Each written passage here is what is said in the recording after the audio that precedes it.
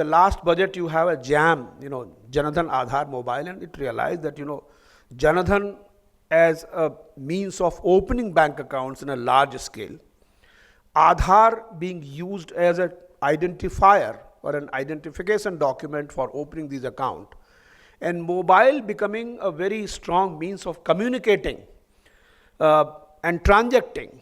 That really is a very, very empowering trinity. And that's what was announced in the last economic survey and the budget. So so what has happened is till now, because everything was bricks and mortar, everything was driven by persons, and or even the ATM machines and ATM things which have their costs, it was not possible to have a low cost banking which could become sustainable. Always banks looked at it as their social responsibility and liability. People did not look at it as something where money could be made.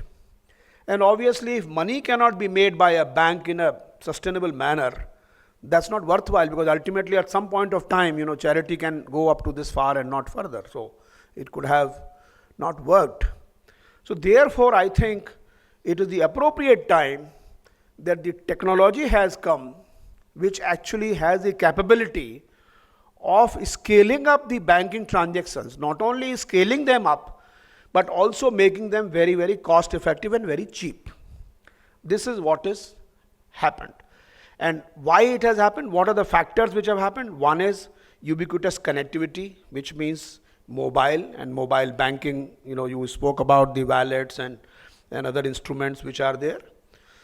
Secondly, also the identity, the digital identity. So basically what happens is that in any transaction, in any digital transaction, if there are two banks involved or two financial included, it's a transaction in a single bank, then there are only two stakeholders. One is the guy who is transacting, another is the bank.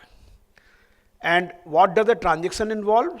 A transaction involves first proving your identity, and once the stakeholders, which is the bank, is satisfied that you are the right person, then they will enable you to do the transaction, whether it is a peer-to-peer transfer, whether it is a balance inquiry, whether it is a cash withdrawal, or whether it is a deposit.